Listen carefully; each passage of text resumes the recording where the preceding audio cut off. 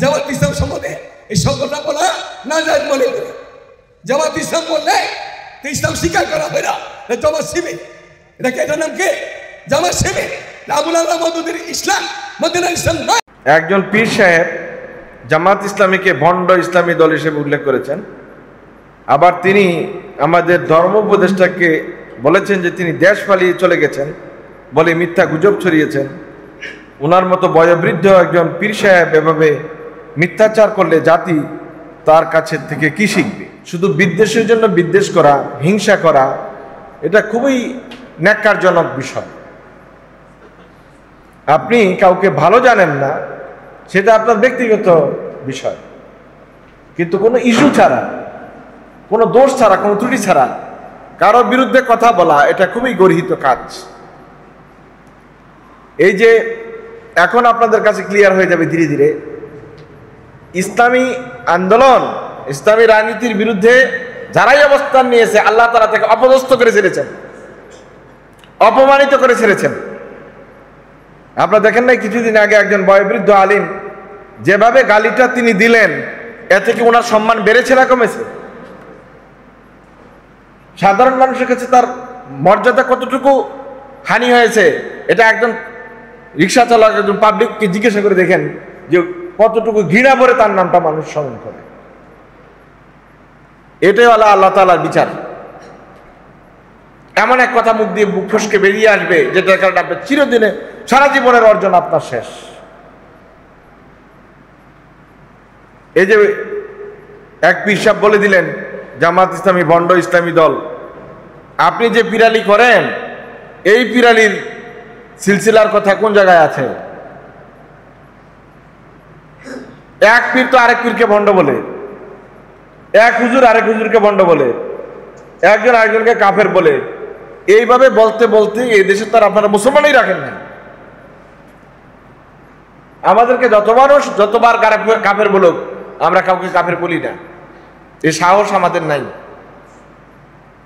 কিন্তু দেখবেন একদল লোক সকালে বিকালে শুধু কাফের বলতে থাকে। কিছু কিছু আলেম তো এই কাফেরের ফ্যাক্টরি খুলছে, কিছু হইতে না হইতে কাফের। একটু বিবেক বিবেচনা রাখা উচিত যে আমি কথাগুলি বলি এগুলোর আসলে কোনো ভিত্তি আছে কিনা। আল্লাহ তাআলা আপনাকে এইভাবে ফতোয়া দেওয়ার লাইসেন্স দেন নাই। আপনার সাথে বিরোধ থাকতে পারে, আপনি সুন্দর ভাষায় এটাকে প্রতিবাদ করতে পারেন। আল্লাহ তাআলা সেটার অনুমোদন দিয়েছেন, জাদিলহুম বিল্লাতি হিয়া আহসান। আল্লাহ তাআলা হাসানও বলে নাই, আহসান বলছে। অতি সুন্দর করে যেন আপনি এটা প্রত্যুত্তর দেন। কোন বিষয়ের গভীর জ্ঞান না থাকলে যা হয়, এগুলো থেকে কিন্তু এগুলো উচ্চারিত। সুতরাং কোন দলকে কোণঠাসা করার জন্য অযথা ট্যাগ লাগিয়ে দেওয়া, সাহাবী বিদ্বেষী বলা, তারপরে রাসূলের সমালোচনাকারী বলা, অথবা এই ধরনের কোনো কথা বলা, এগুলো একেবারেই উদ্দেশ্য প্রণোদিত, যেগুলোর বিচার আল্লাহ সুবহানাহু ওয়া তাআলা নিজেই করেন। কারণ এই মিথ্যা অপবাদের বিষয়ে দুনিয়াতেও যেমন তার লাঞ্ছিত হওয়ার সুযোগ আল্লাহ তাআলা করেন, আখিরাতে তো লাঞ্ছিত হওয়া নিশ্চিত। আপনারা কে কিরকম জানেন জানি না, আমি আরেকদিনও বলেছি, আমাদের মাননীয় ধর্ম উপদেষ্টা অত্যন্ত যোগ্য মানুষ, অত্যন্ত বড় আলিমী দ্বীন। তাকে নিয়ে যে গুজবটাও একজন বয়োবৃদ্ধ পীর সাহেব ছড়ালেন যে উনি ভেগে গেছেন, চলে গেছেন, পালিয়ে গেছেন, কিভাবে সম্ভব? আপনারা ফেসবুকে হয়তো দেখেছেন, উনি এই বিষয়ের উপর একটা স্ট্যাটাস দিয়েছেন। তিনি সৌদি সরকারের আমন্ত্রণে পৃথিবীর 150টা রাষ্ট্র এবং সরকার এর প্রতিনিধি, ধর্মমন্ত্রী, ধর্ম উপদেষ্টা, ধর্ম মন্ত্রণালয়ের বিভিন্ন পর্যায়ের অফিসারদেরকে নিয়ে পৃথিবীর 150টা দেশের লোকদের সাথে আসন্ন হজ সম্পর্কে সৌদি সরকার আলোচনায় বসেছেন। সেখানে তিনি আমন্ত্রণে গিয়েছেন এই বিষয়গুলিকে ফাইনাল করার জন্য। কিছুদিনের জন্য তিনি গিয়েছেন, 2-4 দিনের জন্য। এটা সরকারি সফর, মন্ত্রণালয় থেকে নির্ধারণ করা হয় সফরগুলি। তো উনি কিছুদিনের জন্য নাই, এই জন্য কি এরকম একটা মন্তব্য করে দিতে পারেন যে তিনি উমরার নিয়ে কিছু সুবিধা নিয়ে উনি পালিয়ে গেছেন দেশ থেকে? এই মন্তব্যটাই বুঝেন, এই মন্তব্যটাই বুঝায় যে ওনারা যে মন্তব্য করে এই মন্তব্যগুলি কোনো মূলত ভিত্তি নেই।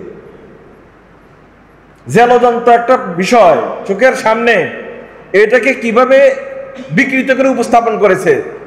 তাইলে ওনাদের দ্বারা এটাই সম্ভব বলা যে জামাত ইসলামী সাহাবীদের বিদ্বেষ পোষণ করে, সাহাবীদের সমালোচনা করে, এই কথা বলা তো একেবারে সহজ কথা।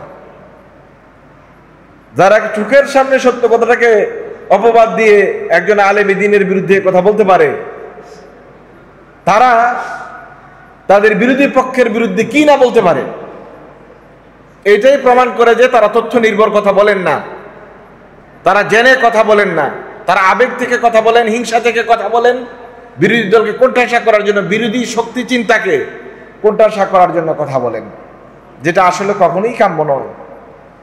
আপনি একজন আলেম দ্বীন হিসেবে জেনে শুনে বুঝে মন্তব্য করা উচিত, যাতে করে অন্যের আত্মমর্যাদায় আঘাত না লাগে। তিনি কিন্তু যে স্ট্যাটাসটা দিয়েছেন, আপনারা যারা ফেসবুক চালান তারা দেখেছেন, অত্যন্ত দৃঢ়তার সহিত এবং সুন্দরভাবে উনি এটার জবাব দিয়েছেন, আমার কাছে খুব পছন্দ হয়েছে।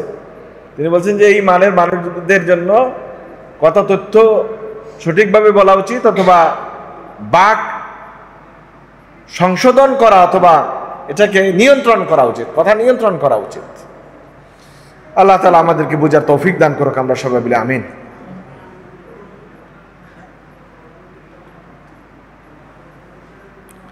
বাকি কিছু প্রশ্ন আছে, এই প্রশ্নগুলো আসলে আমি দিতে চাচ্ছি না, এজন্য দিতে চাই না যে এই প্রশ্নগুলো হওয়া উচিত দিন সম্পর্কে। আমি এখানে যে কথাগুলি বলি এখন ইদানিং, এগুলো শুধু ইসলামী রাজনীতির উপরে বেশি বলা হয়ে যাচ্ছে, আমি ওই দিকে কথা বলতে চাই না। মসজিদে মানুষ আসে শুধু রাজনৈতিক বক্তব্য শোনার জন্য নয়, কিন্তু পরিস্থিতি পরিবেশ এমন বাধ্য করে যে মানুষদেরকে সঠিক কথাটা বলাও আমার জন্য দায়িত্বের মধ্যে পড়ে। যেটা আরো অনেকগুলো প্রশ্ন ছিল, এগুলো আমি এড়িয়ে গেলাম, এগুলো বলবো না।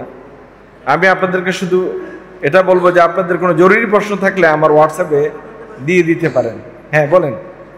আমাদের দেশে এখন একটা নতুন হাওয়া, ইসলামিক রাষ্ট্র সম্ভাবনা কথাবার্তা।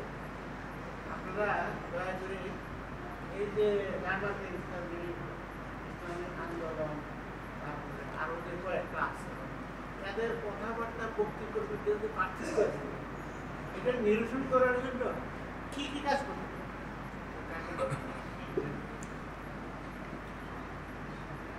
আমরা যারা আছি মধ্যবিত্ত, কোরআন হাদিস পড়ি না, তাদের খুব সমস্যা হইতেছে, এবং আমাদের মনে হইতেছে, আমার মনে হয় আলহামদুলিল্লাহ সাল্লাতু সাল্লাম আলা রাসূলিল্লাহ, উনি যে কথা বলতে চাচ্ছিলেন প্রশ্নটা, সেটা হলো উনি ইসলামী দলগুলোর ঐক্য চাচ্ছেন। ইসলামী দলগুলোর ঐক্য আলহামদুলিল্লাহ সিংহভাগ হয়ে গিয়েছে। এটা আমি গতবারও আপনাকে বলেছি, আর আরো কয়েকবার আমি জুমার খুতবায় বলেছি, ইসলামী দলগুলোর সিংহভাগ উলামায়ে কেরামদের ঐক্যমত হয়ে গিয়েছে। বাংলাদেশ জামাত ইসলামী, বাংলাদেশ ইসলামী আন্দোলন মজলিস, খেলাফত মজলিস, আপনারা দেখেছেন যে একই মঞ্চে 8টি ইসলামী দল একত্রিত হয়েছে। বাংলাদেশে এদের বাইরে আর যারা ইসলামী দল দাবি করে, তাদেরকে আমি খাটো করার জন্য বলছি না, বুঝার জন্য বলছি, এদের অধিকাংশই হুন্ডা পার্টি। মানে উনি একজন চালায়, একজন পিছনে থাকে, একজন সভাপতি, একজন সেক্রেটারি, দল শেষ, ক্লোজ। ভোট কয়টা আছে হিসাব করে দেখছেন? এত দল যে খুলছেন, দলের মানে দোকান খুলছেন, এই দোকানের মধ্যে কাস্টমার কয়জন আসে, এটা কি খেয়াল করছেন? সুতরাং এটা আর এখন বলার সুযোগ নাই যে আলেমদের মধ্যে মতবিরোধ খুব বেশি। মতবিরোধ থাকবেই, যেহেতু আপনার চিন্তার পার্থক্য আছে, আপনার লক্ষ্যমাত্রা পার্থক্য আছে, টার্গেট পার্থক্য আছে, এবং আপনি আমি সবাই একে মানের নই। আমরা আবার অনেক সময় আমাদের ভিন্ন চিন্তা পোষণ করি, লালন করি, আবার কিছু টাকায়ও বিক্রি হই, আবার মৌসুমে আমরা আমাদের বল পাল্টাই, বিভিন্ন জটিলতা আছে। কিন্তু আলহামদুলিল্লাহ অভূতপূর্ব এই ঐক্য আমি মনে করি যে বাংলাদেশ জামাত ইসলামী আর ইসলামী ঐক্য আন্দোলন, এই দুইটা দল যদি শুধু এক জায়গায় থাকে, তাহলে বাংলাদেশের শীর্ষ পর্যায়ের আলেমদের ঐক্যমত হওয়ার আর কোনো বাকি আছে বলে আমি মনে করি না। আল্লাহ তাআলা এই ঐক্যকে অটুট রাখুক, আমরা সবাই বলি আমিন। সম্মানিত ভাইরা, আমরা আমাদের নির্ধারিত আলোচনা যে ছিল সেই আলোচনা শুরু করবো ইনশাল্লাহ। গত জুমাবারে আমরা কথা বলেছি যে আমরা মোট অর্জিত অর্থ এগুলোকে আমরা কোনোভাবেই হালাল বলতে পারবো না। এর মধ্যে আপনাদেরকে বলেছি যে ঘুষ নেওয়া, ব্যক্তিগত বা সরকারি কোনো সম্পত্তিকে তসরুফ করা, সুদ খাওয়া, চুরি করা, হারাম বস্তু উৎপাদন করা এবং বিক্রি করা, জুয়া খেলা, মূর্তি তৈরি করে উপার্জিত অর্থ নেয়া, ভাগ্য গণনা করা, এতিমের সম্পদ লুণ্ঠন করা, ওজনে কম দিয়ে ব্যবসা বাণিজ্য করার মাধ্যমে অর্জিত অর্থ, অপকর্ম বা ফাহশা কাজের প্রচলন করে সেখান থেকে পাওয়া অর্থ এবং বেশ্যাবৃত্তি, এই 12টি বিষয়ে আমরা গত জুমাবারে 2 জুমাবারে কথা বলেছি। এই 12টি উৎস থেকে আসা অর্থ এগুলো হালাল হওয়ার কোনো সুযোগ নাই। কারণ আপনাকে প্রথম প্রশ্ন করা হবে ফিমা ইকতাসাবা, কিভাবে কোন উৎস থেকে কামাই করেছে। কাজে আগে উৎস ঠিক করে ফেলতে হবে। এই 12টা উৎস থেকে টাকা আসলে টাকা নেওয়া যাবে না এবং ওখান থেকে কোনো রকমের ব্যবসা বাণিজ্য করে টাকার মালিক হওয়ার জন্য কোনো চিন্তা তদবির করা যাবে না। এজন্য মদ খাওয়া যেমন হারাম, মদের ব্যবসা করাও হারাম। আপনি নিজে মদ খান না, মদের দোকান চালান, জায়েজ নেন। আপনি নিজে হারাম খান না কিন্তু রিবা, সুদ খান না কিন্তু সুদ খাওয়ার জন্য আপনি যত আনুষঙ্গিক ব্যবস্থাপনা করেন এটাও করা যাবে না। উলামায়ে কেরাম রিদওয়ানুল্লাহি তাআলা আলাইহিম আজমাইন বলছেন যেই কাজটা হারাম অথবা যেই কাজটা হারামের দিকে নিয়ে যায় ইউদ্দির আল হারাম, এটাও হারাম। হারাম কোনো কাজ এর জন্য উৎস তৈরি করে এরকম কাজ তৈরি করাও, গ্রহণ করাও, ব্যবস্থাপনা নেওয়াও হারাম। আমরা আজকে আলোচনা করব তাইলে আমরা বাঁচবো কিভাবে। আমরা তো হারামের উৎসগুলো জেনেছি, তাহলে হালাল উৎসগুলো কি যেখান থেকে আমরা আয় করব। 1 নম্বর উৎস হলো আত্তিজারা, ব্যবসা করা। ইসলামী ব্যবস্থাপনায় সবচেয়ে ভালো যে ইনকামের রাস্তা এটা হলো ব্যবসা। যার যেরকম ব্যবসা আছে ওরকম করবেন। অনেকে হয়তো ব্যবসা করার সাথে সাথেই চিন্তা করতেছেন কি দিয়ে ব্যবসা করবো, এত বড় জুয়েলারি ব্যবসাকে আমার দ্বারা দেওয়া সম্ভব। অথবা কেউ চিন্তা করতেছেন আমি যে কয় টাকার মালিক, আমি কি আর ফ্ল্যাটের ব্যবসা, প্লটের ব্যবসা করতে পারবো? এখানে তো লক্ষ লক্ষ কোটি কোটি টাকার ইনভেস্টমেন্ট, কোটি ছাড়া কোনো কথাই নেই। আপনার জন্য যতটুকু তৌফিকে কুলায় অতটুকুর ব্যবসা। এই ব্যবসা একেবারে বড় কোনো ব্যবসা হয়ে যেতে হবে এমন কোনো কথা নাই। এই যে বাজারে লোকেরা টুকটাক ছোটখাটো ব্যবসা করে, কিছু তরকারি বিক্রি করে, কিছু ফুটপাতে বসে কিছু জিনিস বিক্রি করে, এগুলো কি ব্যবসা না? আমি তো মনে করি মানুষের পকেট কাটা, দুর্নীতি করা, মানুষদের ঠকিয়ে টাকা কামাই করার চেয়ে ফুটপাতে দাঁড়িয়ে ছোট্ট একটা ব্যবসায় যিনি হালাল রিজিক এর তালাশ করতেছেন উনি অনেক অনেক মর্যাদাবান মানুষ। কারণ তার আত্মমর্যাদা আছে, হালাল রিজিকের গ্যারান্টি আছে এবং তার দোয়া কবুলেরও শতভাগ নিশ্চয়তা আছে। আমরা ছোট ব্যবসাগুলিকে কোনো ব্যবসা মনে করি না, আর এগুলোকে অনেকটাই হেলা ফেলায় দেখি। এটা ঠিক না। কারণ অনেকে ফুচকা বিক্রি করেও 5 তলা বাড়ির মালিক হয়েছে, অথচ ফুচকার দোকানের পুঁজিপাতি কত টাকা। অনেকে আবার চা বিক্রি করে বিভিন্ন ব্রাঞ্চ খুলছে, এই ব্রাঞ্চ ওই ব্রাঞ্চ। চায়ের দোকানে বিরাট ব্রাঞ্চ, প্রথমে ছোট্ট একটা চায়ের দোকান দিচ্ছে, এখন এটা থেকে কয়েকটা ব্রাঞ্চ হয়ে গেছে। এজন্য হিন্দুরা কি বলে জানেন? ব্যবসা বাণিজ্যে লক্ষ্মী, লক্ষ্মী তারা মনে করে ব্যবসা বাণিজ্যের মধ্যে। এই যে দেখেন না, ওরা সকালে এসে বসে আর একেবারে এই রাত্রে যতক্ষণ থাকা যায় দোকান ছাড়ে না, 1 মিনিটের জন্য গদি ছাড়ে না। আবার ওই রকম ব্যবসায়ী হয়েন না যে আমার সব বাদ, সব ব্যবসায়ী করতেছেন, ওটা না। ব্যালেন্স লাইফ, ব্যবসা করবেন বাঁচার জন্যে, কিন্তু আল্লাহর আনুগত্যের মধ্যে যেন এটা বাধা হয়ে না দাঁড়ায়। লা তুলহিকুম আমওয়ালুকুম ওয়ালা আওলাদুকুম আন যিকরিল্লাহ, আল্লাহর জিকির, নামাজ, ইবাদত, স্মরণ থেকে যেন আপনাকে ভুলিয়ে না দেয়, ওই ব্যবসা করা যাবে না। তিজারা, এটা হলো সবচেয়ে ভালো কাজ। টাকা ইনকামের সবচেয়ে হালাল রাস্তা হলো এটা। কিন্তু ওই যে আগে বলে আসছি, ওজনে কম দেওয়া, গুণগত মানে ফাঁকি দেওয়া, খাদ্যে ভেজাল দেওয়া, এগুলো আবার করা যাবে না। তাইলে এটা সবচেয়ে খারাপ কাজ। আম্বিয়া আলাইহিস সালাতু ওয়াস সালাম নিজেরাও ব্যবসা বাণিজ্য করতেন, সাহাবায়ে কেরাম রাদিয়াল্লাহু তাআলা আলাইহিম আজমাইন ওনারা ব্যবসা বাণিজ্য করতেন। নবী করিম সাল্লাল্লাহু আলাইহি ওয়াসাল্লাম নবুয়তের আগেই হযরত খাদিজা রাদিয়াল্লাহু তাআলা আনহার ব্যবসা পরিচালনা করেছেন। একটি শতভাগ ভালো কাজ হলো যদি আপনি সততার সহিত ব্যবসাটা করতে পারেন। এটা আমাদের অনেকেরই হয়ে ওঠে না। আর আমাদের অনেকের ভাবটা এমন জাগে যেন ব্যবসাটা দিবই লক্ষ লক্ষ টাকার পুঁজি দিয়ে। এটা একটা ভুল সিদ্ধান্ত। ব্যবসা করতে হবে ছোট থেকে ছোট। আমি একজন ব্যবসায়ীকে চিনি, হিন্দু ব্যবসায়ী, আগে বাজারে লবণের ব্যবসা করত। আপনারা যারা একটু বয়স্ক আছেন তারা সবাই দেখেছেন, লবণ আগে খোলা বাজারে বিক্রি করতো, গ্রামের বাজারগুলোতে কলা পাতার মধ্যে বা এর মধ্যে পোটলা করে দিত। ওই রকম একজন মাটিতে বসে খোলা লবণ বিক্রেতা, হিন্দু ব্যবসায়ী। তো সে এখন কোটি কোটি টাকার ব্যবসা করে, রড, সিমেন্টের, টিনের দোকান তার।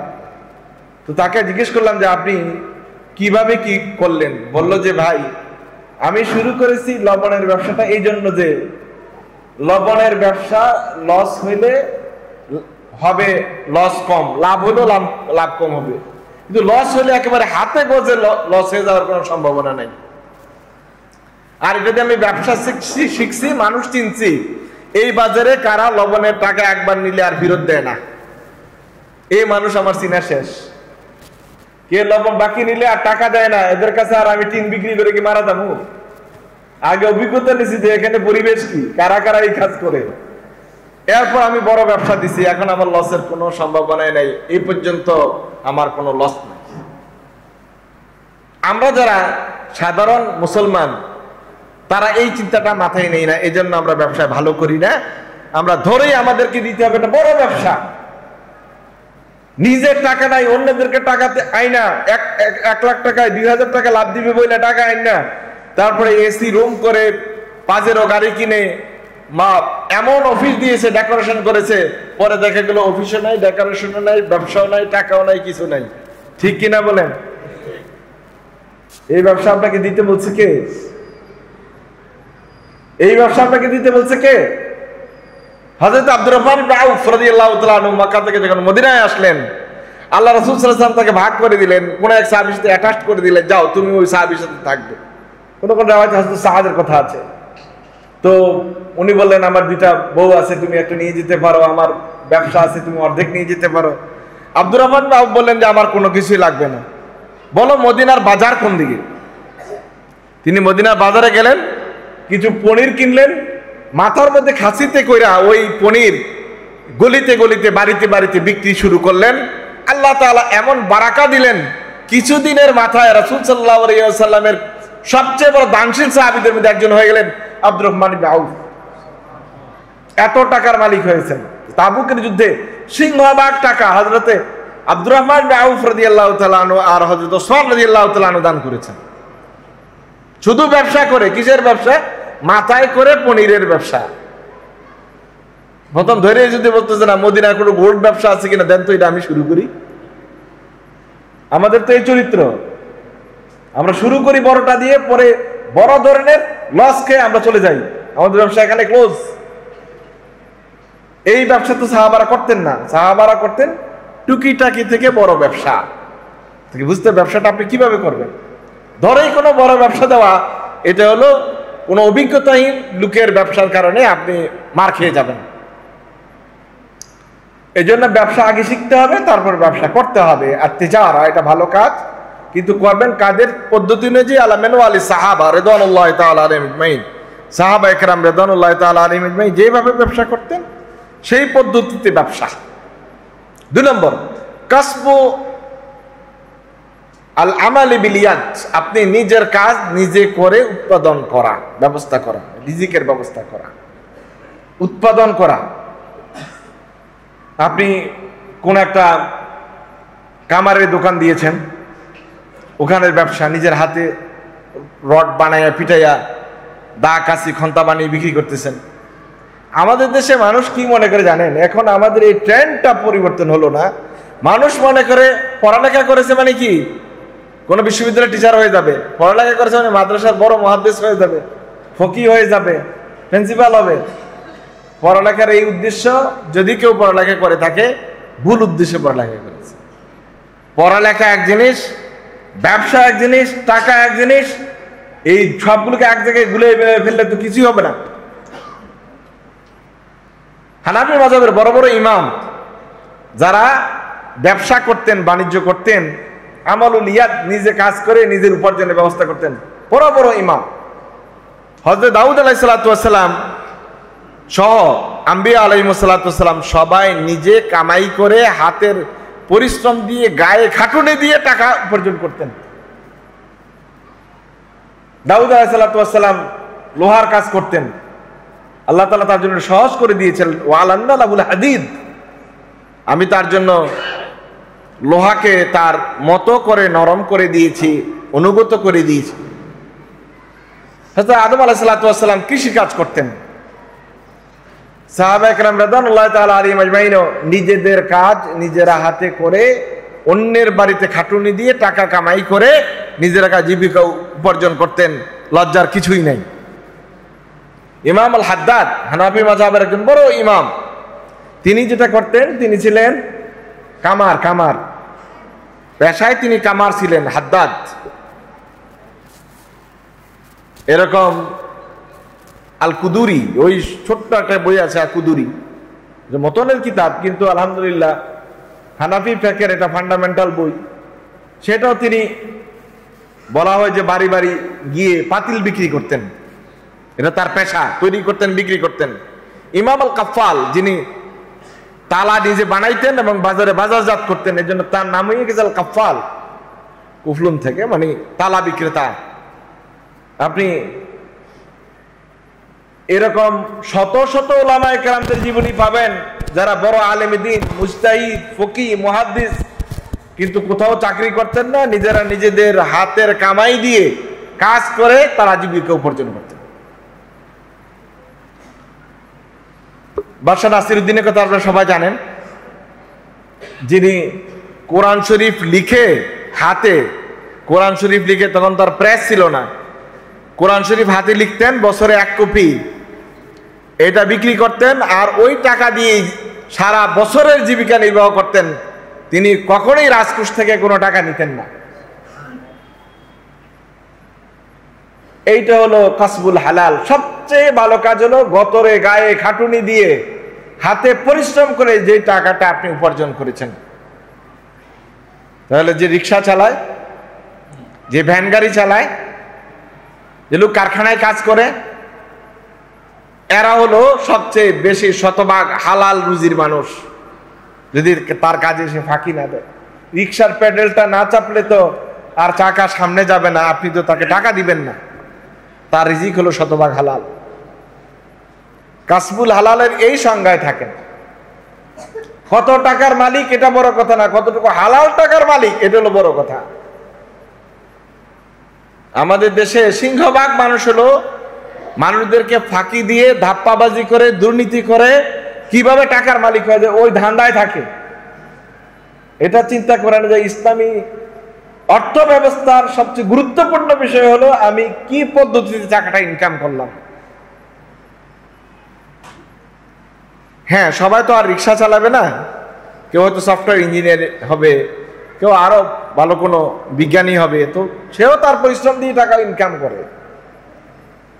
যদি সে তার মালিকের, তার কোম্পানির, তার নিয়োগকর্তার সাথে চুক্তির শতভাগ সে পালন করে থাকে, আবার অফিসে পরে চলে যায়, আগে চলে যায়, পরে আসে, কাজে ফাঁকি দেয়, এসব লোকদের টাকার হালালের বিষয়টিও চিন্তার বিষয়। যে আপনি তার সাথে কয় ঘন্টা চুক্তি, আর এই কয়েক ঘন্টা কাজের মধ্যে কতটুকু ফাঁকি দিলাম। 3 নম্বর বিষয় হলো, আপনি যদি মালিক হতে চান, টাকার মালিক ইসলামী শরিয়া অনুযায়ী, তো আপনি ওয়ারিশ সূত্রে পাওয়া আপনার সম্পদ হালাল। আপনি বাবার কাছ থেকে পেয়েছেন, মায়ের কাছ থেকে পেয়েছেন, এই যে ওয়ারিশি সূত্রে পাওনা, এটা হলো ইনকামের আরেকটা রাস্তা, সম্পদের মালিক হওয়ার আরেক রাস্তা। 4 নম্বর হলো কোনো দান সূত্রে পাওয়া, কেউ আপনাকে দান করেছে, এটা আপনার জন্য হালাল, এটা আপনি নিতে পারেন। 5 নম্বর হলো গনিমা, যুদ্ধক্ষেত্র থেকে প্রাপ্ত গনিমতের মাল, এটা আপনার জন্য হালাল। এই 5টি সূত্র ছাড়া অন্য কোনো সূত্রে সম্পদের মালিক হওয়ার কোনো সুযোগ ইসলামে নেই। এই 5টা সূত্র থেকে আপনাকে অর্থ উপার্জন করতে হবে। এই সূত্রগুলো থেকে আসা সবগুলো রিজিক আপনার জন্য হালাল। এখন আপনারা বলবেন যে ইসলামী অর্থ ব্যবস্থায় গরিব মানুষের অধিকার তারা বাঁচবে কিভাবে, তাদের জন্য ইসলামের মানে নীতি কথা কি, তারা কি নীতিমালা পোষণ করে? নবী করিম সাল্লাল্লাহু আলাইহি ওয়াসাল্লাম ইসলামী অর্থনৈতিক ব্যবস্থার সবচেয়ে গুরুত্বপূর্ণ বিষয় যেটি গুরুত্ব দিয়েছেন, আল্লাহ সুবহানাহু ওয়া তাআলা কোরআনুল কারীমে আল্লাহ তাআলার জন্য নির্ধারিত একটা ইবাদতের পরেই আল্লাহ তাআলা যে বিষয়টি গুরুত্ব দিয়েছেন সেটি হলো যাকাত। যাকাত ভিত্তিক অর্থ ব্যবস্থা, এটি হলো ইসলামী অর্থ ব্যবস্থা। কোন গরিব মানুষ স্থায়ীভাবে গরিব থাকার কোনো সুযোগ নাই যদি যাকাত ভিত্তিক অর্থ ব্যবস্থা চালু হয়, প্রপার ইউটিলাইজ হয়।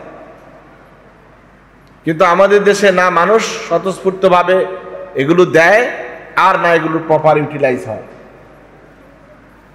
এটা তখনই সম্ভব যখন একটি পূর্ণাঙ্গ ইসলামী রাষ্ট্র ব্যবস্থা চালু হবে। আপনাকে জিজ্ঞাসা করার দরকার নাই, আপনার ব্যাংকে টাকা আছে না, ওখান থেকে যাকাতের টাকা কেটে নিয়ে যাবে সরকার। আপনার বাড়ি বাড়ি এসে না কথা বলার দরকার নেই। এখন আসলে যাকাত দিলে আপনি যতটা রিল্যাক্সে থাকতেন, একটা সাধারণ মানুষ যতটা আরামে থাকতো, পক্ষান্তরে আমরা কিন্তু এখন এসে এই অবস্থায় আরো দুরবস্থায় আছি। ধরুন যাকাতের পরিবর্তে আমরা যাকাত দিচ্ছি না, কিন্তু সরকার তো ট্যাক্স দিচ্ছে। সরকারের ট্যাক্সের খবর জানেন তো? 45% পর্যন্ত ট্যাক্সের ব্যবস্থা আছে সরকারের। কয় টাকা খাটাইয়া কয় টাকা লাভ করলো, ওই লাভের উপরে 45% ট্যাক্স সরকারকে দিতে হয়। আপনারা যারা ট্যাক্স দেন তারা অনেক ভালো জানেন আমার চেয়ে। এই ব্যবস্থাপনায় একজন মানুষকে উদ্যোগী হওয়া, আপনার কোনো কল কারখানা স্থাপন করা, অথবা তাকে কোনো একটা মানে নতুন করে কোনো একটা অর্থের উৎস তৈরি করার ক্ষেত্রে তাকে খুবই ভীত সন্ত্রস্ত অবস্থায় থাকতে হয় যে এটা যে করব, সরকারকে কত % ট্যাক্স দিয়ে আমার কত % লাভ থাকবে, এই হিসাব করতে করতে কিন্তু আর আতঙ্কে কেউ ব্যবসা করতে পারে না। আর যারা করে বড় বড় রাঘব বোয়ালরা, তারা সরকারকে ট্যাক্স দেয় না। ট্যাক্স ফাঁকি দেওয়ার জন্য আলাদা ট্যাক্সের উকিল আছে, তারা ট্যাক্সের উকিল রাখে লাখ লাখ টাকা দিয়ে, সরকারকে ফাঁকি দেয় কোটি কোটি টাকা। তারা সরকারকে ট্যাক্স দেয় না। ট্যাক্স দেয় কারা? ওই আপনার মতো আমার মতো কিছু নিরীহ লোক আছে, তারা ট্যাক্স দেয়। ওরা তো ট্যাক্স দেয় না, আবার সরকার থেকে তারা লোন নিয়ে রাখছে, ওই লোনের টাকাও ফেরত দেয় না। আপনারা গত সরকারের আমলে বেক্সিমকো কোম্পানির নাম শুনছেন, সালমান এফ রহমান। সে সরকার আসার আগে 40,000 কোটি টাকা তার ঋণ ছিল সরকারের খাতায়। পরবর্তীতে এই টাকা তো দেয় নাই, ওই টাকা আবার রিনিউ করে নতুন করে আবার 40,000 কোটি টাকা নিয়েছে। আগেটাকে দেয় নাই, আবার নতুন করে 40,000 কোটি টাকা নিয়েছে। একবার ট্যাক্স দেয় না, আবার যা নেয় তা ফেরত দেয় না, নতুন করে আবার রিনিউ করে। এই জন্যই তো দরকার ওই সমস্ত রাজনীতি করা যে রাজনীতিতে এই সুবিধা নেওয়া যায়। রাজনীতির সুবিধা তো এখানেই যে কিভাবে মানুষের সম্পদ হরণ করা যায়। তো যাকাত সিস্টেম যখন চালু হবে, প্রত্যেকটা মানুষকেই যাকাত দিতে হবে। হযরত ওমর ইবনে আব্দুল আজিজের সময় যা ঘটনা ঘটেছিল, এটা এখনো ঘটনা সম্ভব। যাকাতের টাকা নিয়ে মানুষ বাড়ি বাড়ি ঘুরেছে, কেউ যাকাত গ্রহণ করে নাই। বলছে ভাই আমার জাকাত দেওয়ার লাগবে না, আমার কাছে যেগুলো আছে এটি আমি কারে দিব? আমার ব্যাগে যা আছে এটি কি মনে করছো আমি নিজের টাকা নিজে ভোগ করার জন্য নিয়ে ঘুরতেছি? আমিও ঘুরতেছি কোন লোক জাকাত নেয় কিনা খুঁজতেছি তারা জাকাত দেওয়ার জন্য। আর মানুষ কিছু পাওয়ার জন্য আশা করা, কিছু পাই কিনা, কিছু পাই কিনা, দান পাই কিনা, এই যে বেশি কিছু মানুষ থেকে পাওয়ার এবং নেওয়ার মানসিকতা তৈরি হওয়া খুবই নিকৃষ্ট কাজ, খুবই নিকৃষ্ট কাজ। টাকা পাওয়ার ক্ষেত্রে কারো কাছে একটু তৈল মালিশ করলে, একটু ঘন ঘন গেলে, যোগাযোগ রাখলে মনে হয় কিছু পাওয়া যাবে, এই যে মানসিকতা, এই যে মনোবৃত্তি খুবই নিকৃষ্ট মানের কাজ। কিন্তু আমরা অনেকেই কিন্তু এই কাজগুলি করি। টাকা কোন কারে তৈল মারলে, কার কাছে গেলে টাকা বেশি পাওয়া যাবে, কোন মুরিদ কাছে রাখলে বেশি টাকা পাওয়া যাবে, কোন লোকের সাথে সম্পর্ক রাখলে টাকা বেশি পাওয়া যাবে, এটা কোনো ভালো মানুষের কাজ না। এই সংক্রান্ত একটা হাদিস আছে, আমি আজকে আমার সময় নেই, আমি এটা ক্লোজ করে দিব, ওই জন্য আর দুইটা কথা বলে শেষ করে দিচ্ছি, আমাদের সময় হয়ে গেছে। 2 নম্বর বিষয় হলো কর্জে হাসানা। এটা ইসলামী শরিয়ার একটি গুরুত্বপূর্ণ বিষয়। আল্লাহ সুবহানাহু ওয়া তাআলা কোরআনে কারিমে বারবার এই কথাটা বলেছেন, ওমা ইউকরিদিল্লাহ করদান হাসানা। কে আছো আল্লাহ তাআলাকে কর্জে হাসানা দিবে? আল্লাহ তাআলা গরিব মানুষের জন্য আপনি ঋণ দিবেন, আল্লাহ বলছেন এটা তাকে দিচ্ছ না, আমি আল্লাহকে দিচ্ছ, ঋণটা আমি নিচ্ছি। সুবহানাল্লাহ বলবেন না? আল্লাহ তাআলা কি টাকার অভাব পড়েছে? নাউজুবিল্লাহ মিন যালিক। কতটা দরদ দিয়ে আল্লাহ তাআলা এই কথাটা আপনাকে বুঝাতে চেয়েছেন। আপনার বাড়ির পাশে গরিব মানুষটা, তাকে আপনি কর্জে হাসানা দিবেন, লাভ মুক্ত খরচ, এটা হলো কর্জে হাসানা। কোনো লাভ নাই, ভাই তুমি আমার টাকাটা অমুক দিন এইভাবে এত মাসের এত তারিখে মূল টাকা জানিছো তাই আমার ফেরত দিয়ে এখন তোমার সমস্যা সারো, এটা হলো কর্জে হাসানা। এটা ইসলামী শরিয়ার গুরুত্বপূর্ণ দ্বিতীয় দিক। চিকিৎসা করাতে পারে না, কর্জে হাসানা দেন। মেয়ে বিয়ে দিতে পারে না, কর্জে হাসানা দেন। ছেলে পড়াইতে পারে না, ফর্ম ফিল আপ করাতে পারে না, কর্জে হাসানা দেন। আল্লাহ তাআলা রাস্তা খুলে রাখছেন, সওয়াবও পাবেন। আর আল্লাহ তাআলা বলছেন এটা তো তাকে দাও নাই, আমি আল্লাহকে তুমি কর্জে খরচ করেছো, ঋণটা দিয়েছো। ভালো কথা, সুবহানাল্লাহ, ঠিক আছে। কিন্তু যাকে একবার কর্জে হাসানা দিচ্ছেন সে তো আর জীবনে কোনোদিন দেখা করে নাই। ওটা কি? এটা নাউজুবিল্লাহ বলবেন না? যারা একবার কর্জে হাসানা দিচ্ছেন সে ওই টাকা আপনাকে জীবনে আর ফেরত দিবে না। কিন্তু ঠিকই সুদে টাকাটা নিলে বারবার দেখা করতে আসে এবং টাকাটাও ফেরত দিত। ঠিক কিনা বলেন? আমাদের চরিত্র আমরা নিজেরা খারাপ করেছি। এক ভাই কর্জে হাসানা দিয়েছে, তার টাকা টাইম মতো আপনি ফেরত দেন, সে তো 1 টাকাও লাভ নিল না, কিন্তু তার টাকাটা ফেরত দিবেন না, ওই সুদে টাকা আনবেন, আবার ওর সাথে হাজিরাও দিবেন, ভালো ব্যবহারটা করবেন, টাকা বুড়েও দিয়ে দিবেন, শুধু দিবেন আসলেও দিবেন। তো মানুষ কর্জে হাসানা দিবি কিভাবে? আপনাকে একবার কর্জে হাসানা দিলে তো পরে নতুন আরেক জুতা কিনে রাখতে হইব। আমরা বাড়িতে যাইতে দেবো না, বারবার দেখা করতে, জুতার তলা থেকে শেষ, আগের জোর তো এমনিই শেষ, নতুন আরেক জোড়া কিনতে হবে শুধু আপনার লোকে দেখা করার জন্য, যে ভাই আপনি যে টাকাটা নিয়েছিলেন কবে পাবো। টাকা যখন কেউ নিয়ে সারে ঋণ, তখন মনে হয় যে ওই টাকাটার মালিক সে, এবং এমন আচরণ করে মনে হয় যেন টাকা চাওয়াটাও একটা অপরাধ। টাকা খেয়ে ফেলছি নাকি, চলে যাবো নাকি, বাইকে গেছি নাকি, কয়টা টাকা দিয়ে এমন করো, এইসব উচ্চারণ তো আছেই। মানুষ কিভাবে কর্জে হাসানা দিবে? কর্জে হাসানার জন্য পরিবেশটা আমরা নষ্ট করেছি। আমরা দেওয়ারও চেষ্টা করি, নেওয়ারও চেষ্টা করি। আল্লাহ যেন সবাইকে তৌফিক দান করে। 3 নম্বর বিষয় হতে পারে রাষ্ট্রীয় রেশনিং ব্যবস্থাপনা। সরকার যদি ইসলামী শাসন থাকে তাহলে গরিব মানুষদেরকে তালিকাভুক্ত করে তাকে রাষ্ট্রীয় রেশনিং ব্যবস্থার নিশ্চিত করতে হবে যে কোনো মানুষ যেন না খেয়ে মারা না যায়। কিন্তু দুর্ভাগ্যজনক হলো, আপনারা দেখেছেন একজন মেম্বারের নামে 200-400 কার্ড করা আছে, বিদ্যুতের কার্ড, বিধবা ভাতার কার্ড, এতিমের কার্ড। উনি নিজেই 200-300 এতিম, নিজেই এতিম। ওনার ব্যাখ্যা কি জানেন? এতিমখানা মানে এতিমে খায় না, আমি খাই। এতিমখানা করা মানুষ, এতিমখানা মানে এতিমে খায় না, আমি খাই। এইভাবে মানুষের হক অধিকার নষ্ট করা হয়েছে। এখনো কিন্তু রেশনিং ব্যবস্থা চালু আছে, প্রপার ইউটিলাইজ নাই। প্রকৃত মানুষ পায় না, যে ধনী মানুষ তিনি কিন্তু রেশন পাচ্ছেন। সরকারের টাকা জলে যাচ্ছে, সাধারণ মানুষের দোরগোড়ায় টাকা পৌঁছে না।